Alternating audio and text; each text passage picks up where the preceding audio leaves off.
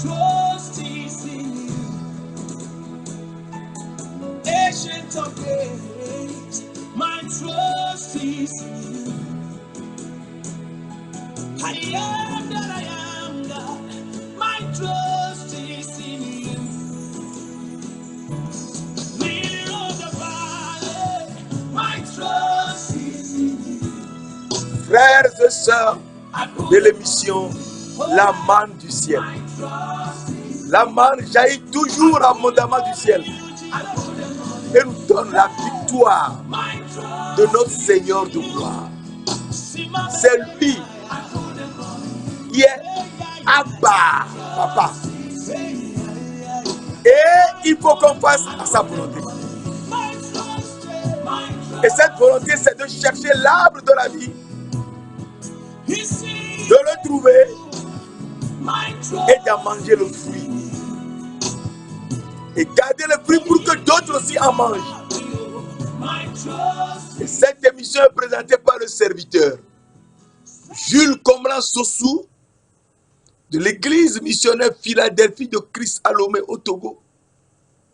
Et nous sommes si contents de partager ces instants avec toi, mon frère, ma soeur, afin que tu saches que Dieu de gloire ne t'a pas laissé tomber.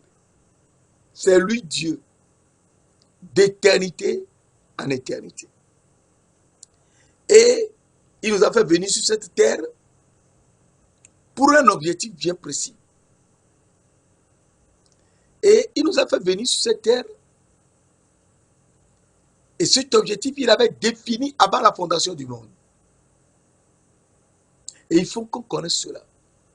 Dans 1 Pierre 1, verset 2, 1 Pierre 1, verset 2, la parole de Dieu nous dit, et qui sont élus selon la prescience de Dieu le Père, par la sanctification de l'Esprit, afin qu'ils deviennent obéissants et qu'ils participent à l'aspersion du sang de Christ. Que la gloire, que la grâce et la paix leur soient multipliées. Et donc nous comprenons ici que ils ont été élus avant la fondation du monde. Donc c'est une histoire que Dieu a définie avant la fondation du monde, selon la prescience de Dieu le Père. Par la sanctification de l'Esprit. Et donc c'est l'Esprit qui va nous sanctifier. Et afin qu'ils deviennent obéissants, pour qu'on soit des gens obéissants, obéissants à la parole de Dieu. Alors, lorsqu'on sera obéissant à la parole de Dieu, eh bien, on va participer à l'aspersion du sang de Christ, de Jésus-Christ. Et donc, à ce niveau, il faut qu'on fasse très attention parce que l'aspersion du sang de Jésus-Christ,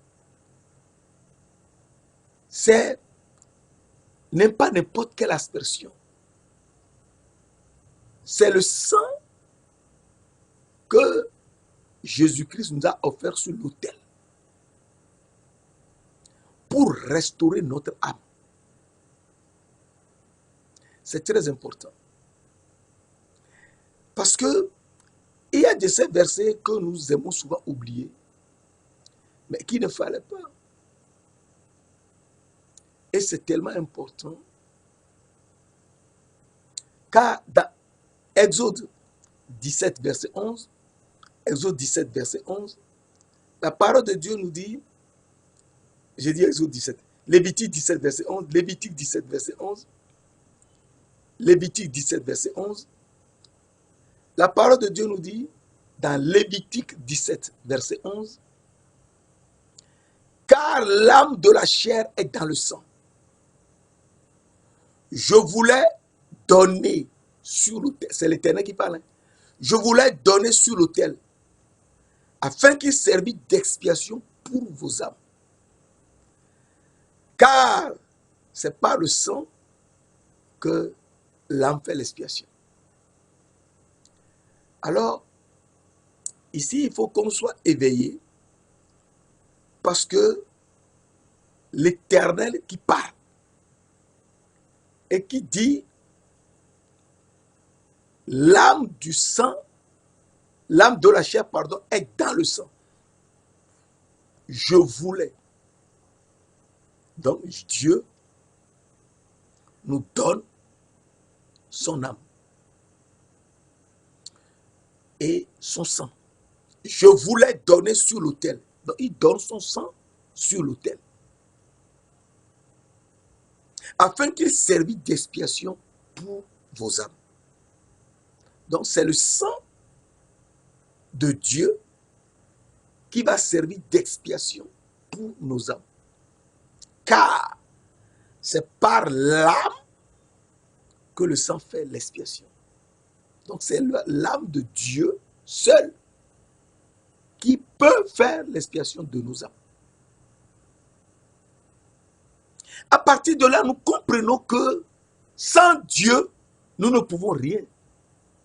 Mes frères et sœurs, il faut qu'on soit réveillé.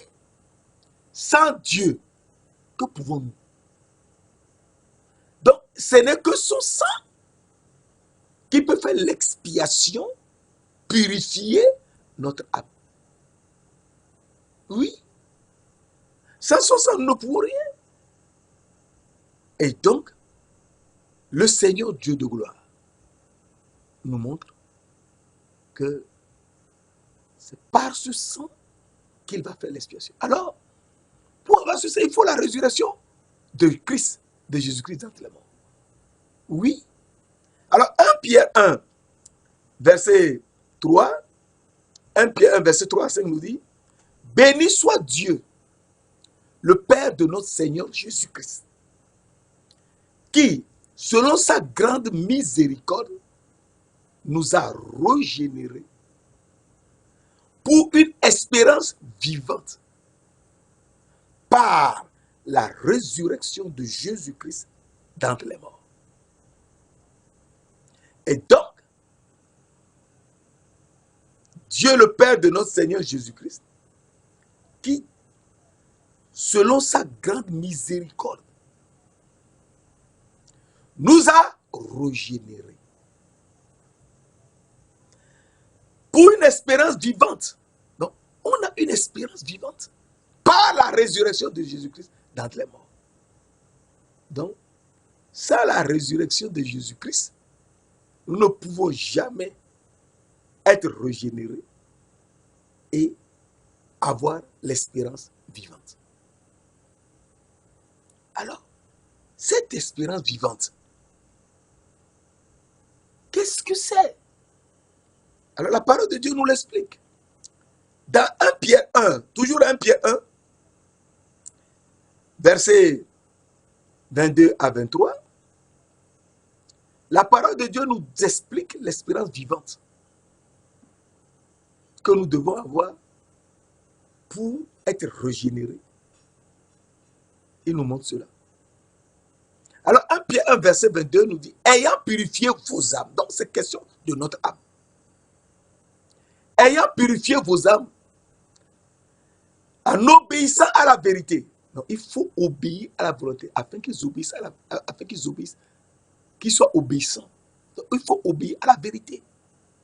Et cette vérité, cette vérité est dans l'expiation de Jésus-Christ, c'est-à-dire dans sa résurrection d'entre les morts. Et c'est là nous serons régénérés pour une espérance vivante. Alors, la parole de Dieu nous dit dans 1 Pierre 1, verset 22-23, ayant purifié vos âmes, en obéissant à la vérité, pour avoir un amour fraternel, sincère, aimez-vous les uns les autres de tout votre cœur. Verset 23, puisque vous avez été régénérés. On ne peut jamais aimer les autres comme nous-mêmes que si nous sommes régénérés. Sinon, on ne peut pas. Puisque vous avez été régénérés, non pas une semence corruptible, mais pas une semence incorruptible, c'est-à-dire la parole de Dieu. Pas la parole vivante et permanente de Dieu. Verset 25. Mais la parole du Seigneur demeure éternellement. Et cette parole est celle qui vous est annoncée par l'évangile. Donc c'est à travers la parole de l'évangile que nous serons régénérés pour une espérance vivante. Par la parole permanente, vivante et permanente de Dieu. Et à partir de là, nos âmes seront purifiées. Et nous obéirons à la vérité. Mes frères, mes sœurs. Et donc, dans tout ce scénario, Dieu veut nous montrer qu'il faut qu'on soit saint. Oui, il faut qu'on soit saint. C'est ça la parole de Dieu. Alors, il nous dit, dans 1 Pierre, on sort toujours dans 1 Pierre aujourd'hui, hein? Dans 1 Pierre 1, verset 15-16, la parole de Dieu nous dit, mais puisque celui qui vous a appelé est saint, vous aussi soyez saints dans toute votre conduite. Puisque celui qui vous a appelé, qui nous a appelés, c'est Dieu, le Père, qui nous a appelés. C'est lui qui nous a fait venir sur cette terre. C'est lui notre créateur. C'est lui notre Père et notre créateur. C'est très important. Puisque vous avez été, puisque celui qui vous a appelé est saint, vous aussi soyez saints dans toute votre conduite, selon qu'il a écrit. Verset 16. Vous serez saints, car je suis saint. Et donc il faut qu'on sache que Dieu est saint. Il est saint. Et donc il faut qu'on soit également saint. Et pour être saint, il n'y a qu'une seule chose pour nous. C'est très important. On ne peut jamais être saint que par le sang de Jésus-Christ. Oui. Parce qu'il ne faut pas oublier Matthieu 6, verset 9 nous dit, notre Père qui es aux cieux, que ton nom soit sanctifié. Donc, le Père est le seul saint. C'est son nom qui est sanctifié. Donc, le Père est saint. Et ce Père saint, qu'est-ce qu'il veut en fait? Et que nous devons être sanctifiés. Mes frères, mes sœurs. C'est à ce niveau qu'il faut qu'on fasse très attention. Parce que le Père qui est saint et qui nous dit d'être saint, eh bien, il est lui-même saint, saint, saint. Alors il nous dit, dans Jean 17, verset 11, Jésus qui nous parle, Père saint, garde en ton nom ce que tu m'as donné, afin qu'ils soient un comme nous sommes. Donc Jésus et le Père sont un. Nous aussi, nous serons un avec eux. Ah, oui. Il est le Père saint. Et Jésus-Christ est le Saint de Dieu. Jean 6, verset 68-69. Simon Pierre lui dit, à qui irons-nous, Seigneur? Tu as les paroles de la vie éternelle. Donc nous voulons aller dans la vie éternelle. Donc ce n'est que toi que nous voulons suivre. Nous avons cru et nous avons connu que tu es le Christ, le Saint de Dieu. Nous l'avons cru, que tu es le Saint de Dieu. Donc, le Père est saint, Christ est saint, il reste un. L'Esprit aussi est saint. D'ailleurs, on dit le Saint-Esprit, c'est clair. Dans Jean 14, verset 26, la parole de Dieu nous dit, mais puisque celui qui vous a, puisque vous avez, mais le consolateur, l'Esprit Saint, que le Père enverra en mon nom, au nom de Jésus-Christ, vous enseignera toutes choses et vous rappellera tout ce que je vous ai dit. Ah bon? Oui, c'est l'Esprit Saint que le Père va envoyer au nom de Jésus-Christ, qui va nous enseigner toutes choses et nous rappeler tout ce que Jésus a dit avant de partir. À partir de là, nous comprenons que Jésus est,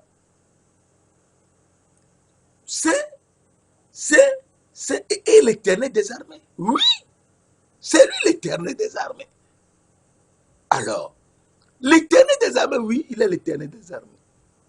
Alors la parole de Dieu nous dit, dans Ésaïe 6,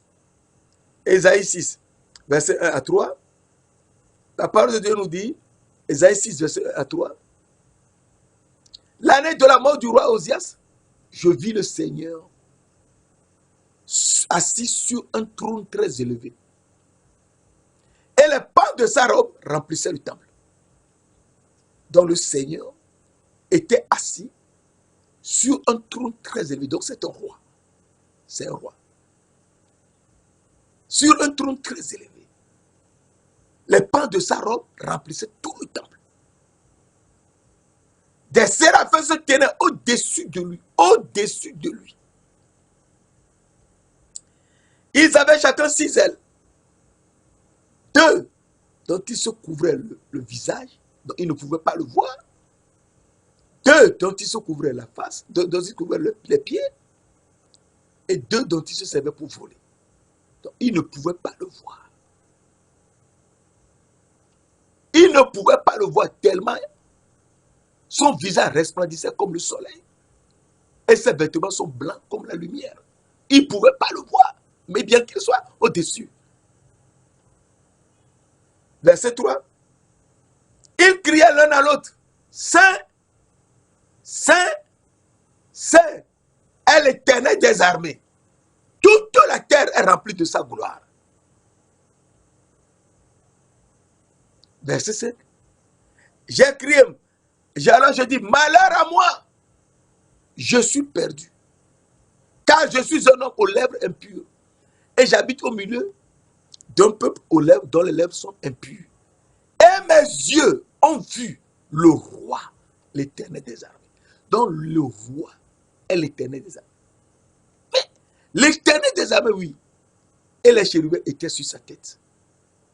Au-dessus de lui. Pas sur sa tête, mais au-dessus de lui. Mes frères, mes sœurs. C'est à ce niveau qu'on doit faire attention. L'Éternel des armées est saint, saint, saint. Et les chérubins qui étaient au-dessus, en haut, au-dessus de lui, ne pouvaient même pas le voir. Ils avaient 2 ailes sur le visage, 2 ailes sur ce qui couvrait le pied, et 2 dont ils se servaient pour voler.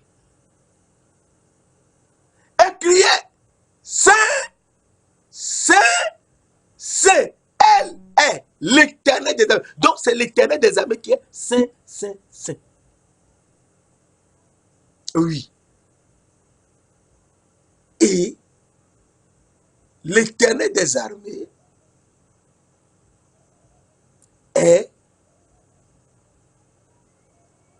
il avait les séraphins en haut, au-dessus, mais qui ne pouvaient pas le voir parce qu'il brillait. Il brillait tellement qu'ils ne pouvaient pas le voir. Et ils avaient 2 ailes sur le visage, 2 ailes sur le pied, parce que sa lumière, son visage resplendissait comme le soleil. Et ses vêtements étaient blancs comme la lumière. Et lui-même, l'Éternel des armées, est assis sur la tête des chérubins. Mes frères, mes sœurs, c'est ça la parole de Dieu. Alors nous voyons cela. Ézéchiel 10, verset 1 nous dit, je regardais et voici, sur le ciel, qui était au-dessus de la tête des chérubins. Non, le ciel était au-dessus de la tête des chérubins. il y avait comme une pierre de saphir. On voyait au-dessus d'eux quelque chose de semblable à une forme de trône. Donc, sur le ciel qui était au-dessus de la tête des chérubins, il y avait un trône en saphir. Et quelqu'un était assis dessus. Ce quelqu'un, on va le voir, ce ne peut être qu'un roi. Puisque il y a un trône de saphir, comme on avait vu pour l'homme. Et ce trône de saphir,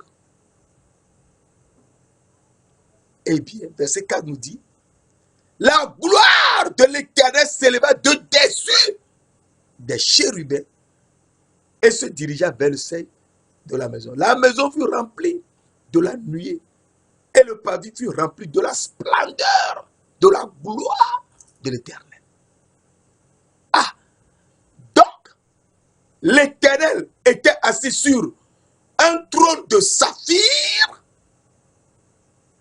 au-dessus de la tête des chérubins et avait les séraphins en haut qui criaient Saint, Saint, Saint. Et l'Éternel des armées qui ne pouvait pas voir Isabelle. 2 heures sur le visage, 2 heures sur le pied parce qu'il brillait et son visage resplendissait comme le soleil. Eh bien, et nous voyons qui est celui-là dont le visage resplendissait comme le soleil et dont dont les vêtements étaient blancs comme la lumière et que les séraphins même ne pouvaient pas le voir et qui était porté sur la tête des chérubins. Eux ne le voyaient pas. Bien qu'ils le portaient sur leur tête, ils avaient encore 2 ailes sur le visage et ils volaient avec 2 ailes. Alors, celui-là, il faut qu'on le connaisse, l'Éternel des armées. Pour savoir ce qu'il veut faire de nous, ce qu'il veut nous donner, afin qu'on puisse mieux marcher. Mes frères, mes sœurs, suivons la parole. Et en la suivant, nous verrons bien ce que le Seigneur de gloire, le Tout-Puissant, il veut faire avec nous et pour nous. Alors, qui est celui-là qui avait le visage qui resplendissait comme le soleil, les vêtements blancs comme la lumière, que les séraphins ne pouvaient pas voir, avec 2 ailes sur leur visage, 2 ailes sur leurs pieds, parce que son visage resplendissait comme le soleil, et volait avec 2 ailes, était en haut, et criait Saint, Saint, Saint est l'Éternel des armées. Et la terre était remplie de sa gloire, était portée sur la tête des chérubins, qui est celui-là qui est roi, était porté sur la tête des chérubins, qui avait 2 ailes sur leur visage, et 2 aussi se servaient pour voler. Qui est celui-là? Alors la Bible nous le montre. La Bible nous le montre. Et c'est pour cela qu'il faut s'accrocher à sa Bible. Ancien Testament, Nouveau Testament. Nous avons parlé de l'Ancien Testament. Nous venons maintenant dans le Nouveau Testament. Dans Matthieu 17, est-ce que vous comprenez que les deux sont uniques? Les deux sont un. Dans Matthieu 17, verset 1, 2, je lis seulement 1, 2 rapidement pour qu'on aille. 6 jours après, Jésus prit Pierre, Jacques, Pierre, Jean, Pierre, Jacques et Jean, son frère. Et il les conduisit à l'écart sur une haute montagne. Sur une haute montagne. Et là, verset 2, il fut transfiguré devant eux. Son visage resplendit comme le soleil et ses vêtements devinrent blancs comme la lumière. Et donc, les séraphins ne pouvaient pas le voir. Ils avaient 2 ailes sur le visage et 2 ailes sur leurs pieds et volaient avec 2 ailes. En haut, au-dessus de lui. Et il était porté sur un trône de saphir par les chérubins qui avaient quand même 2 ailes sur leur visage et volaient avec 2 ailes. Parce que les chérubins avaient 4 ailes. Et à partir de là, nous comprenons que celui qui est saint, saint, saint, que les séraphins criaient et qui est l'Éternel des armées, c'est en fait Jésus-Christ. Alléluia! C'est Jésus-Christ. Alors, il est venu sur cette terre. Pourquoi?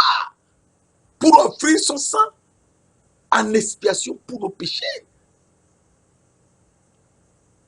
Il est venu pourquoi? Mes frères et mes sœurs. Il est venu pour nous apprendre que nous aussi, en venant sur cette terre, nous étions portés sur la tête des chérubins.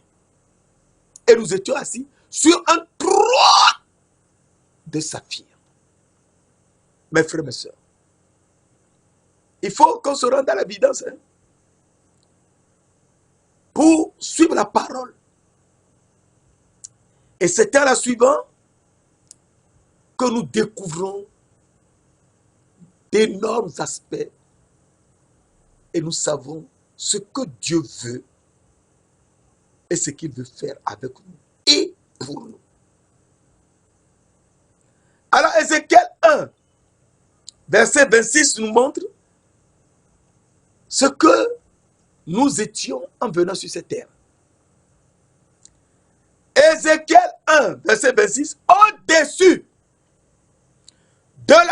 du ciel qui était sur leur tête, sur la tête des chérubins, il y avait quelque chose de semblable à une pierre de saphir en forme de trône. Et sur cette forme de trône apparaissait comme une figure d'homme placée en haut dessus. Donc, l'homme, aussi en venant sur cette terre, était assis sur un trône de saphir. Donc, c'était un roi. Et était au-dessus de la tête des chérubins. On va rapidement, verset 28. Tel l'aspect de l'arc qui est dans la nuit, en un jour de pluie, ainsi était l'aspect de cette lumière éclatante qui l'entourait. C'était une image de la gloire de l'Éternel. Donc, l'homme est l'image de la gloire de l'Éternel. Oui, l'homme est l'image de Dieu. Il est l'image de Dieu. Une seule image à ce niveau. Une seule image, c'est-à-dire que l'homme est venu sur cette terre en tant qu'âme sainte. L'âme est sainte. Une image, une seule image de la gloire de Dieu. Mais là, Dieu lui-même, l'Éternel des armées, est saint dans l'âme, saint dans le corps et saint dans l'esprit. C'est ça. Et il ne faut jamais l'oublier. À partir de là, nous réfléchissons. Mais c'est Jésus-Christ qui est saint, c'est lui l'Éternel des armées, oui. Et il est venu pourquoi? Il est venu pourquoi? Eh bien, on le doit le savoir. Nous étions des âmes venues sur cette terre en tant que des âmes saintes. Nous étions saints dans l'âme. Et il nous reste quelque chose à faire. Mes frères et sœurs. Ésaïe nous dit, Ésaïe 54, verset 5, nous dit, Ésaïe 54, verset 5, Ésaïe 54, verset 5, car ton créateur est ton époux. Ah! L'Éternel des armées est son nom. Ah! Notre créateur, l'Éternel des armées. Nous avons vu tout à l'heure que l'Éternel des armées est saint, saint, saint. Et est assis sur un trône en saphir et était roi, porté sur la tête d'un chérubin. Et au-dessus de lui se trouvaient des séraphins qui criaient qu'il est saint, saint, saint. Et nous avons vu que celui qui portait, celui qui dans le visage brillait, comme resplendissait comme le soleil, et dans le vêtement brillait comme la lumière, c'est Jésus-Christ. Maintenant, la parole de Dieu nous dit, car ton créateur est ton époux. L'Éternel des armées est son nom. Donc l'Éternel des armées, Jésus-Christ, est notre créateur et est notre époux. Oui, c'est ça. Aucun époux ne va jamais laisser tomber sa femme. Jamais. Et ton rédempteur est le Saint d'Israël. C'est lui le Saint d'Israël. Il est le Saint, le seul Saint. L'Éternel des armées, c'est lui le Saint. Saint, Saint, Saint. Est l'Éternel des armées. Est, on a dit, pas son. On a dit, est l'Éternel des armées. Et il se nomme Dieu de toute la terre. Oui, il se nomme Dieu de toute la terre. Donc, l'Éternel des armées est notre créateur et notre époux. Mais il faut qu'on se rende à la vie. Oui, c'est ça la parole. Donc, l'Éternel des armées est notre créateur. Car ton créateur est ton époux. Alors, Deutéronome nous dit, Deutéronome 32, verset 6 nous dit, un verset tellement important, Deutéronome 32, verset 6 nous dit, est-ce l'Éternel que vous en rendrez responsable? Peuple insensé dépourvu de sagesse. De sagesse, parce que c'est la sagesse qu'il nous faut. La sagesse est avec les humbles. La sagesse est avec les humbles. Proverbe 11, verset 2. La sagesse est avec les hommes. Donc si tu es dépourvu de sagesse, c'est que tu ne peux jamais être humble. Il faut être humble. C'est ça pour nous tous. Nous tous. Non, moi je veux ceci, je veux cela. Non, il faut être humble. Jésus-Christ lui-même, il est juste et victorieux, mais il est humble. Et monté sur un âne, sur un anneau, le petit d'une ânesse. Zacharie 9, verset 9. Zacharie 9, verset 9. Alors je te lis, Deutéronome 32, verset 6. Est-ce l'Éternel que vous en rendez responsable, peuple insensé dépourvu de sagesse? L'Éternel n'est-il pas ton Père, ton Créateur? N'est-ce pas lui qui t'a formé et qui t'a affermi? Oui, c'est lui qui nous a formés et qui nous a formés. C'est lui notre Père et notre Créateur. Ah, oui, c'est lui notre Père et notre Créateur. Alors, la parole de Dieu nous dit, dans Ésaïe 17, verset 7, Ésaïe 17, verset 7, un verset tellement important. En ce jour, il se passera quelque chose. Et c'est le jour qui est là maintenant. En ce jour, l'homme regardera vers son Créateur. En ce jour, l'homme regardera vers son Créateur.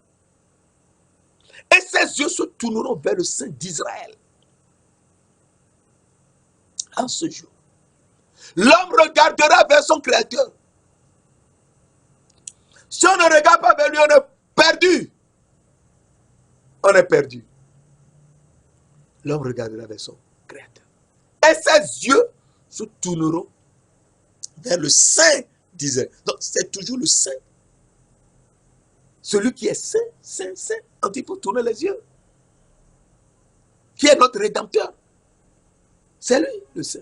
notre Rédempteur. Alors, on va voir qu'il est le seul Saint, le seul Dieu, le seul Seigneur, le seul Jésus-Christ, le seul Père. Oui! Ainsi, nous savons ce qu'il est venu faire pour nous. Nous qui sommes son épouse.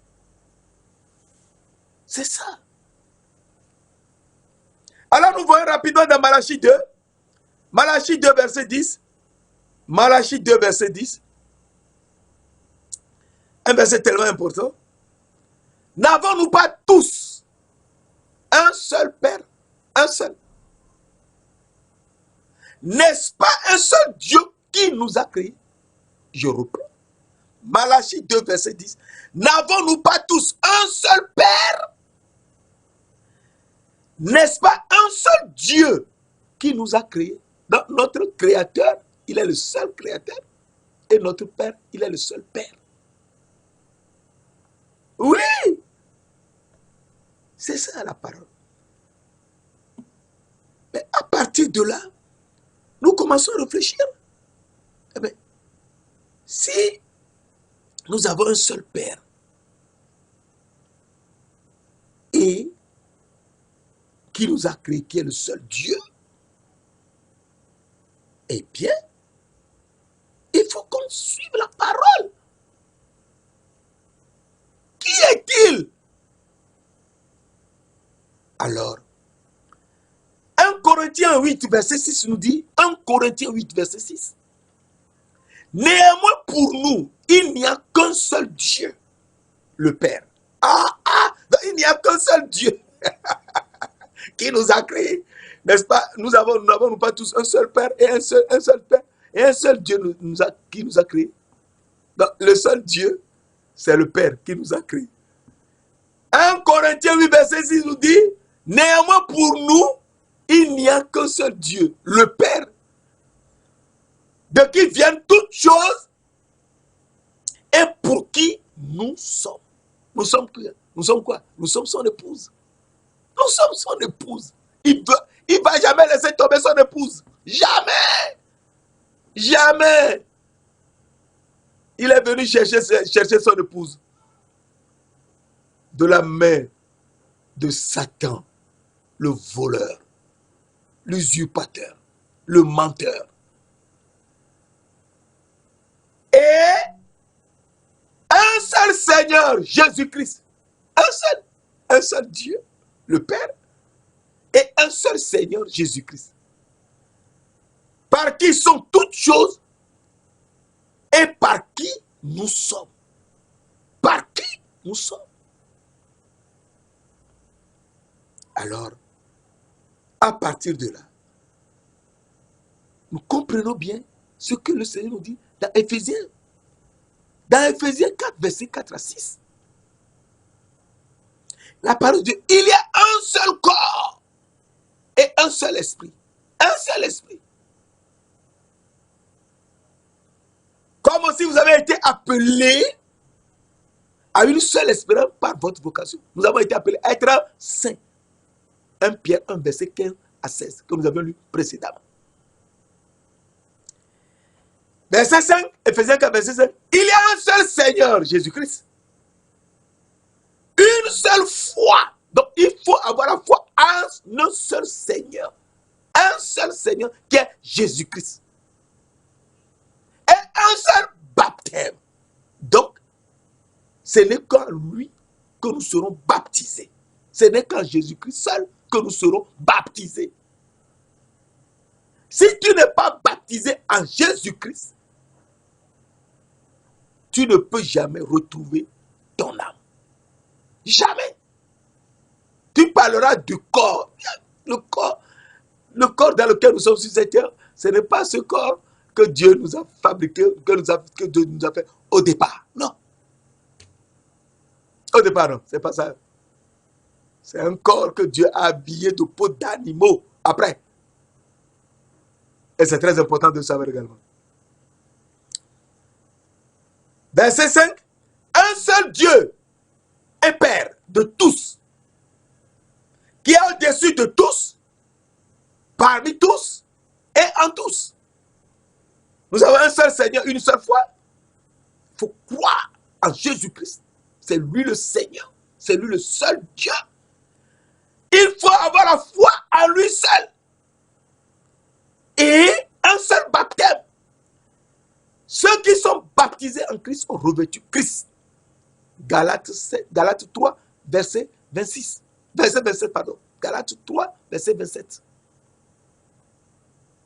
À partir de là, il faudrait que tu aies la foi en Christ, en Jésus-Christ. Galates 3, verset 26. Et à partir de ces notions, tu te réveilles. Un seul Dieu est Père de tous, qui est au-dessus de tous, et parmi tous, et en tous. Et donc, nous comprenons que, s'il en était ainsi, la parole de Dieu nous dit dans 1 Timothée 1, verset 17, 1 Timothée 1, verset 17, au roi des siècles, c'est le seul roi, immortel, il ne meurt jamais. S'il est mort, c'est pour nous sauver par son sang. Et il a ressuscité le 3e jour. Personne ne peut le faire. Il a dit, et il a fait. Mais il est ressuscité, il est mort pour cause. Il est mort pour aller chercher ceux qui étaient en prison du diable. C'est ça, 1 Pierre 3, verset 18 à 20. 18 à 19. Tu peux même aller jusqu'à 20. C'est ça. Au roi des siècles, immortel, invisible. S'il veut, on le voit. S'il ne veut pas, personne ne peut le voir. Personne. C'est ça. Il est Dieu. Il est invisible et il disparaît. Les gens ne savent même pas où il est passé. Et ils ne se posent même pas la question. Il est devenu invisible. Comment est-il invisible? Qui peut être invisible? Non, il ne se posait pas cette question. Il cherchait seulement à le détruire, qui guérissait les gens le jour de sabbat. Non! Il guérissait les jours de sabbat. Tout simplement parce qu'il est venu abolir le sabbat. Abolir le sabbat. Parce que c'est l'occasion que les hommes vont trouver pour le faire mourir. Et il va ressusciter le 3e jour. Pour cause, pour nous donner quelque chose à manger. Roi des siècles, invisible. Roi des siècles, immortel, invisible. Seul Dieu, c'est lui seul qui est Dieu. C'est lui seul qui est Dieu. Soit gloire, honneur et gloire au siècle des siècles. Amen. Et donc, à partir de ces notions, nous comprenons que c'est lui, Jésus-Christ, en qui nous devons avoir la foi. Oui! Si tu n'as pas foi en lui, tu es foutu, tu es perdu. Car vous êtes tous fils de Dieu. Donc c'est lui seul qui peut nous faire fils de Dieu. Par la foi en Jésus-Christ. Il y a un seul Seigneur, une seule foi. C'est la foi en Jésus-Christ. Une seule foi. Et un seul baptême. Et ce baptême, verset 27, vous tous qui avez été baptisés en Christ, donc le seul baptême en Christ, vous avez revêtu Christ. Il faut revêtir Christ, Galates 3, verset 27, pour pouvoir faire le chemin à travers le grand fleuve Pichon, ensuite le deuxième fleuve Guiron, et trouver l'arbre de la vie après les 2 premiers fleuves.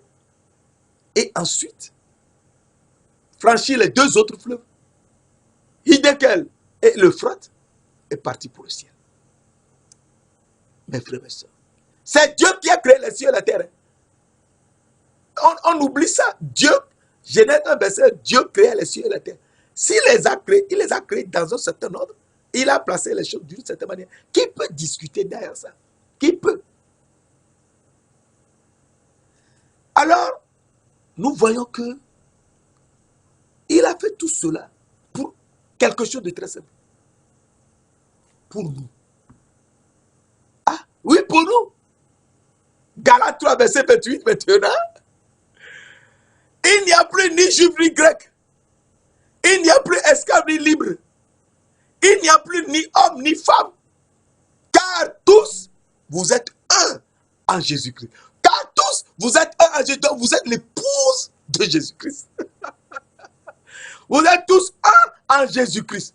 En Jésus-Christ, oui, tous un en Jésus-Christ. Donc vous serez l'épouse de Jésus-Christ. L'épouse. Car ton Créateur est ton époux. L'Éternel des armées est son nom. Il se nomme, ton Rédempteur est le Saint d'Israël. Il se nomme Dieu de toute la terre. Et oui. Et donc à partir de là, nous comprenons que notre Créateur est le seul Père, le seul Créateur. C'est lui le seul Dieu. Et c'est lui qui est Jésus-Christ. Il s'appelle l'Éternel des armées. Et il veut faire quelque chose pour nous. Ce qu'il veut faire, c'est qu'il veut nous donner à manger son corps, qui est la nourriture pour nous. Alors, nous voyons dans Jean 4, dans Jean 6, dans Jean 6, verset 27, nous l'avons lu la dernière fois. Dans Jean 6, verset 27, la parole de Dieu nous dit, travaillez, non pour la nourriture qui périt, mais pour celle qui subsiste pour la vie éternelle. Et que le Fils de l'homme seul va vous donner. Et que le Fils de l'homme vous donnera. Car c'est lui que le Père, que Dieu a marqué de son sceau. Mes frères et sœurs, nous devons travailler pour une nourriture qui subsiste pour la vie éternelle.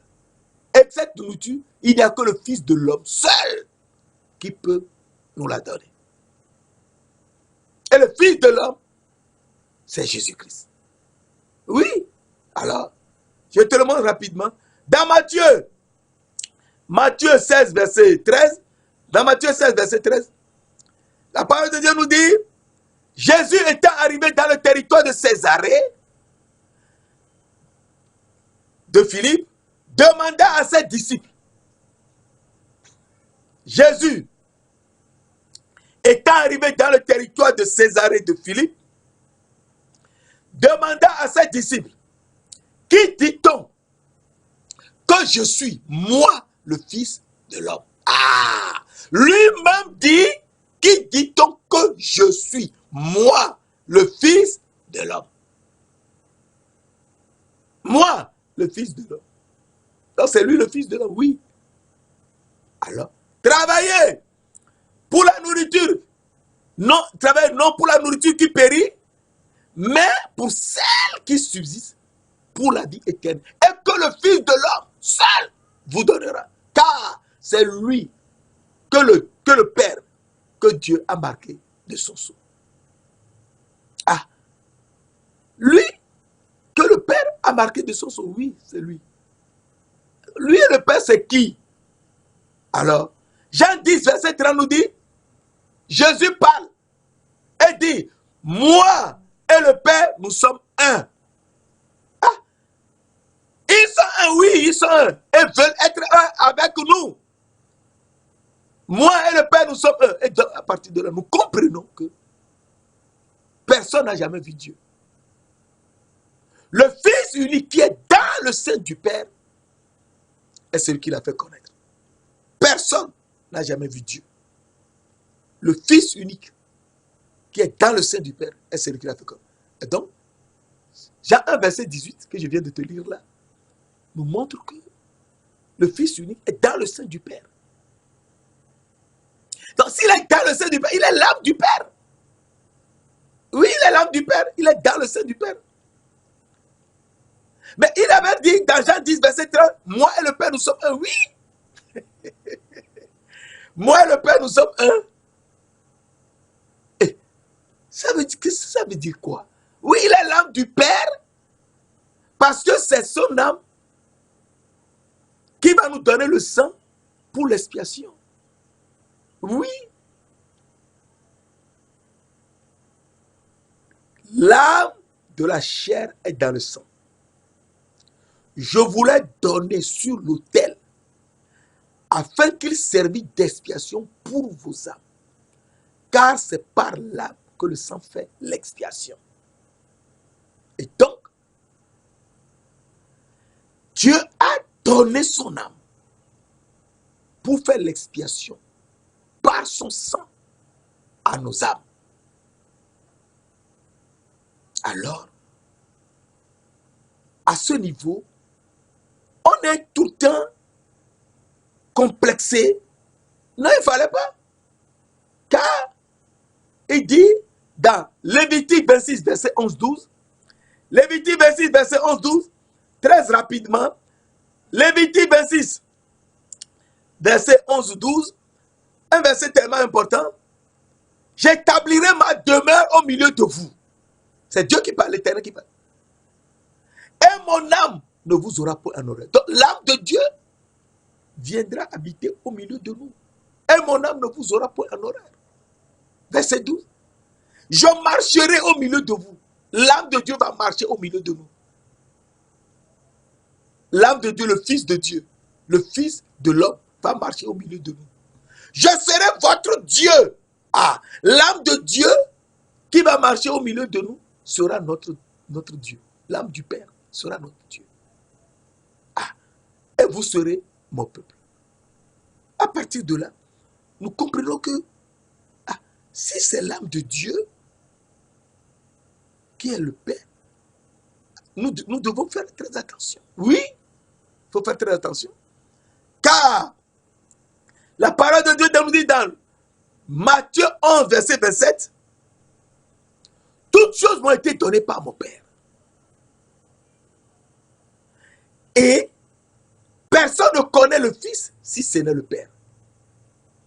Personne non plus ne connaît le Père si ce n'est le Fils. Et celui à qui le Fils veut le révéler. Donc ce n'est que le Fils seul, Jésus-Christ, qui peut révéler le Père. Personne d'autre. Pourquoi? Parce que lui et le Père sont un. Lui et le Père sont un, oui, ils sont un. Ah, ils sont un. Et donc, travailler pour la nourriture. J'insiste, verset que nous développons depuis. Travailler pour la nourriture. Travailler non pour la nourriture qui périt, mais pour celle qui subsiste pour la vie éternelle. Et que le Fils de l'homme vous donnera.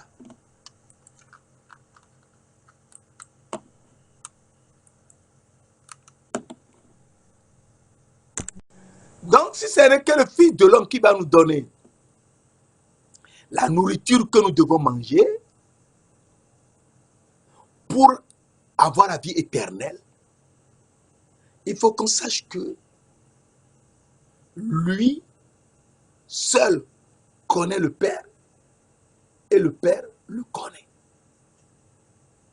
Et ce n'est que lui qui peut révéler le Père. Il peut révéler le Père comment? Il révèle le Père à ses prophètes, à ses serviteurs et ses prophètes. Et à partir de là, nous comprenons que il nous faut absolument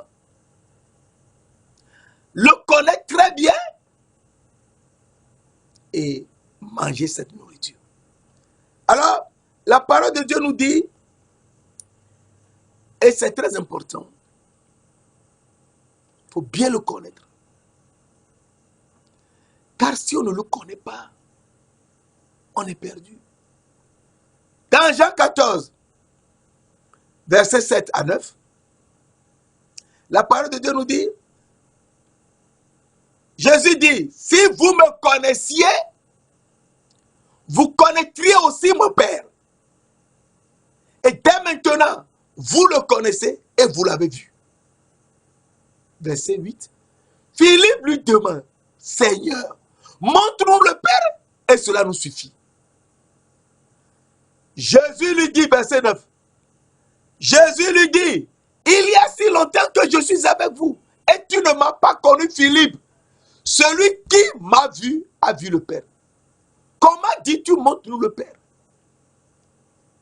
Verset 10. Ne crois-tu pas que je suis dans le Père? Donc il est dans le Père, il est l'âme du Père. Et que le Père est en moi, si le Père est en lui, le Père est son âme. C'est extraordinaire. Il est l'âme du Père et le Père est son âme. Donc lui et le Père sont un. Ne crois-tu pas que je suis dans le Père? Donc il est dans le sein du Père, donc il est l'âme du Père. Et que le Père est en moi, donc le Père est son âme. Le Père, les paroles que je vous dis, je ne les dis pas de moi-même.